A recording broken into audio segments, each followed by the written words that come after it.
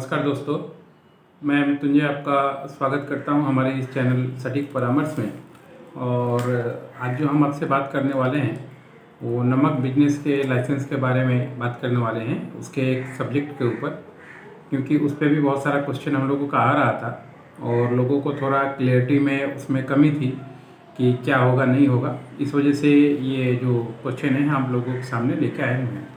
देखिए, नमक का जब भी आप काम करते हैं तो इसके पीछे देखिए पैकेट के ऊपर आपका जो जो लाइसेंस है हमने पहले बताया ही है, मगर फसाई FSSAI है। देखिए FSSAI जो लाइसेंस है ये भी बहुत मस्ट होता है काम करने के लिए, क्योंकि विदाउट फसाई लाइसेंस आप इसका काम नहीं कर सकते।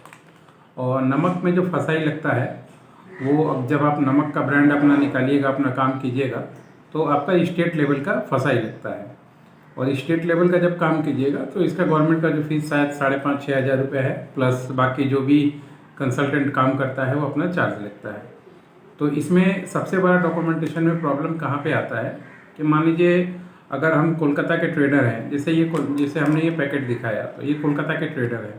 तो कोलकाता में तो मान लीजिए नमक का प्रोसेसिंग या नमक का कोई यूनिट नहीं है कि कोलकाता के लोग वहाँ से ले रहे हैं। मैक्सिमम ये जो काम है या तो गुजरात में होता है या राजस्थान में होता है बॉर्डर पे। तो गुजरात में ज़्यादा होता है, तो गुजरात के वहाँ से कोलकाता के लोग जो हैं ये थोक में वहाँ से ले आते हैं बल्क में, और बल्क में लाके यहाँ पे ये एरिया में जितने भी डिस्ट्रीब्यूटर हैं या मान लीजिए ऐसे रीपैकिंग वाले हैं जो अपने ब्रांड के अंदर में पैकिंग कराते हैं, उनको ये देते हैं सेलिंग के लिए। मगर इसमें जब वो सेलिंग कर रहे हैं ठीक है, मगर जब ये रजिस्ट्रेशन की बात आ जाती है फसाई की लाइसेंस की, तो उसमें ज़्यादातर लोगों का काम रुक जाता है, या उसमें इंक्वायरी आ जाता है या उसमें प्रॉब्लम आ जाता है। उसका सबसे बड़ा कारण क्या होता है कि जब भी आप स्टेट लाइसेंस करवाने जाइएगा ये नमक का, तो आपको या रीपैकिंग जब भी आप दिखाइएगा कि आप रीपैकिंग कर रहे हैं, तो इसमें NOC चाहिए होता है। NOC किसका? जो इसका प्रोसेसिंग कर रहा है, यानी जहाँ पे जो यूनिट बैठा हुआ है। सपोज़ कीजिए अगर ये आप प्रोडक्ट गुजरात से ले रहे हैं तो गुजरात में ज़रूर इसका यूनिट बैठा होगा जहाँ पे इसका प्रोसेसिंग होता होगा, इसका जो फॉर्मुलेशन है या आयोडीन है, जो भी केमिकल कंपोजिशन है उसको मापा जाता होगा, उसके बाद फिर यहाँ पे भेजा जाता होगा। तो ऐसे जो मैन्युफैक्चरर हैं, प्रोसेसर हैं या प्रोसेसिंग यूनिट जिन्होंने बैठाया है, ऐसे लोगों का आपको NOC चाहिए होता है। और अगर कोलकाता का या मान लीजिए ईस्टर्न जोन का या कहीं और का कोई काम कर रहा है, तो अगर वहाँ का थोक विक्रेता है तब तो वो NOC दे नहीं पाएगा, क्योंकि मान लीजिए वो तो खुद वहाँ पे बना ही नहीं रहा है, वो राजस्थान से मंगा के या मान लीजिए आपका गुजरात से मंगा के आपको दे रहा है और ट्रेडिंग कर रहा है। तो मान लीजिए उस पर GST ले रहा है, सब कुछ ले रहा है आपसे, ठीक है। मगर जैसे ही NOC आप उससे मांगिएगा तो वो हो सके जानता भी नहीं हो या NOC आपको दे भी नहीं पाएगा, क्योंकि वो तो प्रोसेसिंग कर नहीं रहा है। तो इस वजह से NOC ना होने की वजह से बहुत सारे लोगों का जो ये नमक के बिजनेस में रुकावट आ जाता है। फसाई लाइसेंस कराने में उनको दिक्कत आ जाती है, सालों साल उनका केस अटक जाता है, काम रुक जाता है। तो इसलिए जब भी आप फसाई कराने जाइए नमक के बिजनेस का, तो उससे पहले जहाँ से आप सोर्सिंग कर रहे हैं आप बात कर लीजिए कि क्या वो प्रोसेसिंग यूनिट है या ट्रेडर हैं। अगर ट्रेडर हैं तो क्या वो जहाँ से माल ले रहे हैं उसके लिए आपके लिए क्या NOC बनवा पाएंगे या नहीं बनवा पाएंगे, या फिर आप डायरेक्ट गुजरात ऐसे ही प्रोसेसिंग यूनिट जो वहाँ पे लगे हुए हैं ऐसे लोगों से कांटेक्ट कीजिए जो आपको जिनका यूनिट है, ट्रेडर नहीं, जो प्रोसेसिंग करते हैं। ज़रूरत पड़े तो एक बार जाइए, देखिए क्या प्रोसेसिंग होता है, कैसे प्रोसेसिंग होता है, क्योंकि उनका जो NOC होगा वो वैलिड होगा। और उनसे आप एग्रीमेंट कीजिए कि हाँ आप महीने का कितना टन मान लीजिएगा या कितना सामान लीजिएगा।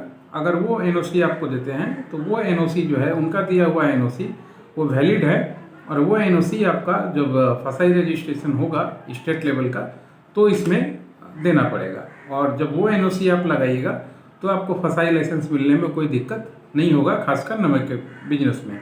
ये एक बहुत बड़ा इशू था और बहुत से लोगों का क्वेश्चन भी आ रहा था कि नमक बिजनेस का जब भी वो रीपैकिंग का अप्लाई कर रहे हैं तो फसाई वालों से उनके यहाँ पे कैंसिल हो जा रहा है। तो इसका सबसे बड़ा कारण यही था कि आपके पास NOC नहीं है, और NOC नहीं होने की वजह से आप ट्रेडिंग दिखा रहे हैं, मगर आप अगर रीपैकिंग कर रहे हैं तो वो तो इंक्वायरी में आते ही हैं, तो देखते ही आपका चीज़ कैंसिल कर देते हैं। इसलिए दोस्तों आप कोशिश कीजिए कि गुजरात की किसी कंपनी से जो डायरेक्ट प्रोसेसिंग कर रही है कांटेक्ट कीजिए, NOC लीजिए, उसके बाद बाकी आपका जो पेपर है GST हुआ, इसका प्लान हुआ कि रिकॉल प्लानिंग भी बनाना पड़ता है कि कैसे आप इसको वापस लीजिएगा, उससे भी एक सब्जेक्ट पे हम बात करेंगे बाद में कि रिकॉल प्लानिंग क्या होता है फसाई में। और इस तरीके से आप काम कीजिएगा और फसाई का एप्लीकेशन कीजिएगा तो आपका एप्लीकेशन होगा।